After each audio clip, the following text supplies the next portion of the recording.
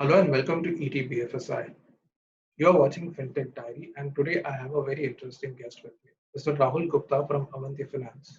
Many thanks for joining in the show, sir. Thank you, Ishan. Thank you for inviting me, and I hope you're doing well. Yes, sir, we're doing well. I hope you're doing well too. A lot of things have happened in the financial services space in the last 4 months, particularly the tussle between banks, lenders. You have been a financial services professional over nearly 2 decades. I initially would just want to understand how are you looking at the current environment right now?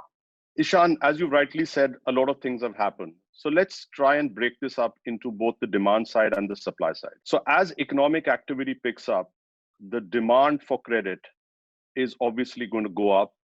And we're already beginning to see that, especially in rural economies, which are becoming more stable than they were in the past and has been a bright spot, especially in the agri and agri-allied space. Now, if we really look at the supply side, that's where the challenge has been. Because on one side, the moratorium was extended to the consumers, which was the absolutely right and humane thing to do. But the transmission of moratorium to some of the institutions was not there. And whilst the government has taken several steps to increase liquidity, but some of the caveats and conditions have been quite onerous for smaller and mid-sized entities. So on one side, you have passed on the moratorium to the borrowers, but your lenders have not passed it to you. So there has been a little bit of that conundrum there.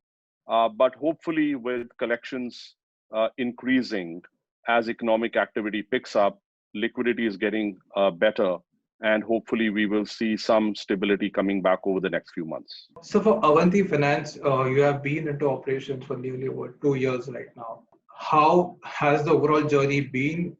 Because you are one of the most unique lenders in the space. So overall, how has the journey been? And particularly, if I ask you, how has the last 4 months been for you? So Avanti is a bold experiment, which came about through the combined vision of our luminary board, Mr. Ratan Tata, Mr. Nandan Nilekani, and Dr. Vijay Kelkar.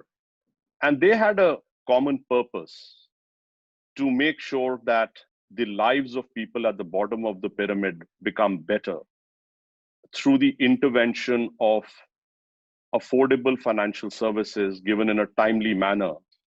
We started off with credit. Our roadmap includes microinsurance and savings as well.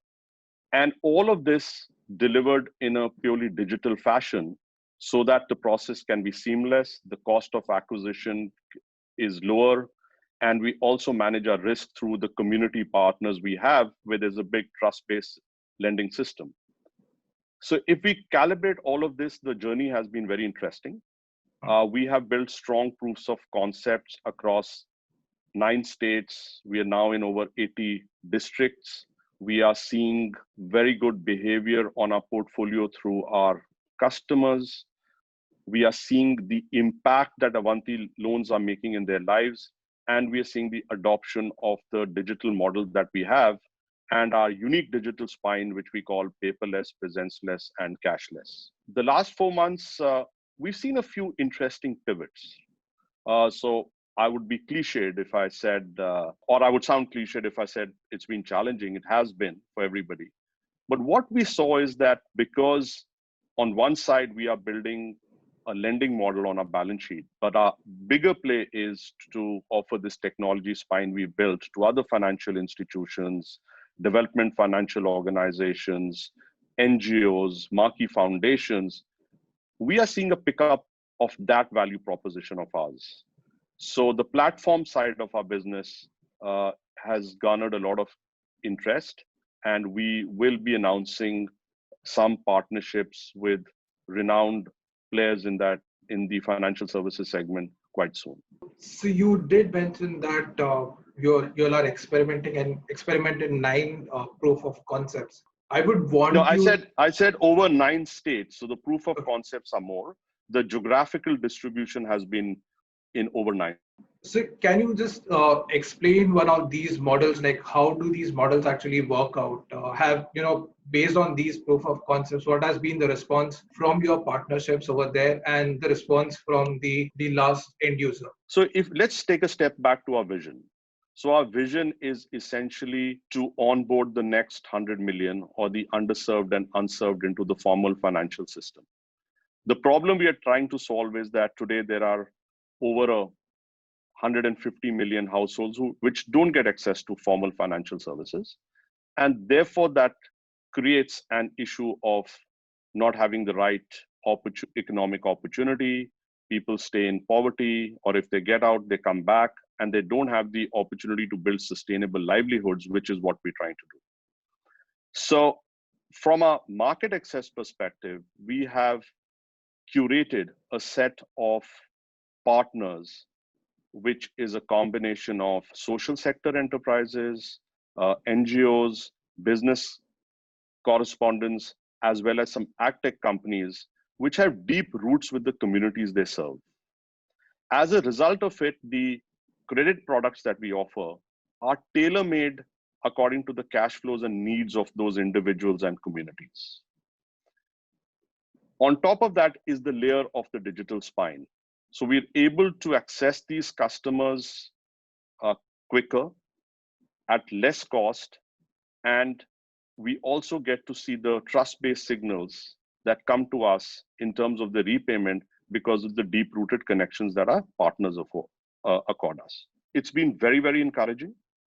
And based on the success of that is how we have been able to get into advanced conversations with some of the other players that I mentioned, other financial institutions, development finance organizations, some of the marquee foundations who are now also looking at using the Avanti platform to deploy their pools of capital in restoring livelihoods in the time of COVID as well. So that's another role that we are playing. Based on all of this put together, we are now very encouraged to take our business to the next level and looking at the next level of growth. Obviously, there was some pause in the last few months, but we do see some tailwinds. And whilst we'll be cautious, we definitely see that over the next 12 to 24 months, that the proof of concepts we have built will lend itself well in the ongoing situation. So coming back to specific lending per se, lending as a portion you would want to significantly reduce and be more of a platform play. Also, the existing lending which was done, was it done on your books or a co-origination model?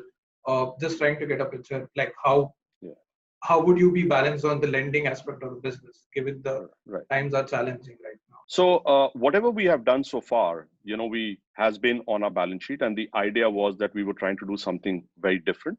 So we had to put our risk capital to play.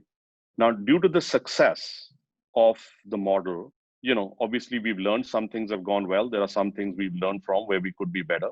We are now being able to showcase that value proposition to other players, which will therefore form the ecosystem of the multiple pools of capital we want our platform to service. Because if we can connect the most affordable pools of capital to the people who need it the most, that will be a win.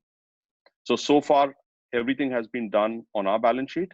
Going forward over the next, let's say, 18 to 24 months, we think our balance sheet will certainly increase because we have ambitious growth plans. But we would think that the mix would be somewhere between 30% on our balance sheet and about 70% off our balance sheet. But the balance sheet itself will grow as well. So it's not that we're going to reduce it. As a proportion, it will come down, but the size will anyway increase manifold. The overall environment regarding the moratorium, there has been a lot of confusion as well. How difficult or how easy was it for Avanti Finance to ensure that the whole moratorium process happens seamlessly, or what were the challenges with the moratoriums, both on the end user side as well as the debt lending side as well? So very early in the process, when RBI announced the policy around moratorium, we were very, very clear it's the right thing to do, the humane thing to do, and we extended to all our customers.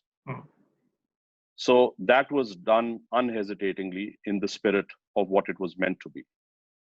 Now, what we've seen though is that even though we extended the moratorium and communicated how the moratorium would work for our customers, because if you look at customers at the base of the pyramid, you have to take the extra effort of explaining it to them. So we did a customer 360 where we reached out to our customers, one, to inquire about their well-being, their health, make sure that they were okay, and also communicated the key elements of the moratorium to them so that they understood it well. What we've seen though is that as people regained their incomes, partly or in a staggered way, they showed intent and purpose to start paying back. So willingly people started paying back, and that's where we see that from, sort of 10% repayments in April. In June, the number has gone up to well over 50%, and we see a positive trend in July as well. There are some jokers in the pack where some of these states are going through lockdown again. And I guess that's a reality that will continue to cause some uncertainty. For us as borrowers, there were some banks which were quite forthcoming to accord it. And there were some of our other lenders where we had to sort of go into some discussions. But what we did as an organization was that we had reasonable liquidity. So we continued to service our debt as it was normal, and we did not avail it. So coming on to particularly the risk management part of it, before March, the approach to risk management or underwriting loans or seeing the last end user would be completely different. And right now, there would be many changes into it as well. So just want to understand, how has your shift in the risk management approach been? Actually, Shana, approach kind of remains pretty much with the hypothesis we have. We are conscious that this is a heightened risk environment. So if we go back to the partner model that I had alluded to earlier, so all our loans are meant for livelihood purposes. We don't give loans for consumption. And our partners have deep connects with the communities they serve, either at a community level or even at an individual level. And our technology platform is built in a way that products can be developed on the fly, incorporating very hyper-local inputs. So if we are offering a product, for agri or agri-allied, such as, goat rearing, dairy, piggery, it pretty much encaptures the cash flows of the end users. So it helps them build sustainable livelihoods on one side, and on the other hand, is also mirrors their cash flows. So repayments become easier for them. And we are sticking to that philosophy of leveraging that deep community connect that we have. We are very, very mindful that we never want to over leverage borrowers. And we will continue to have that philosophy now and going forward, because we want to be a very, very responsible lender. So just number around the average ticket size, the average interest charged for these loans? So we have a range of programs. As you would imagine, as I mentioned, we're fairly spread with a wide range of partners.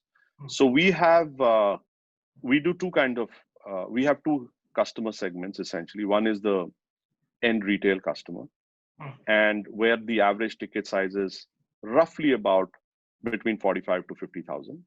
And we also do some loans directly to farmer producer organizations, which play a key role in making sure that the farmers get better value for their produce.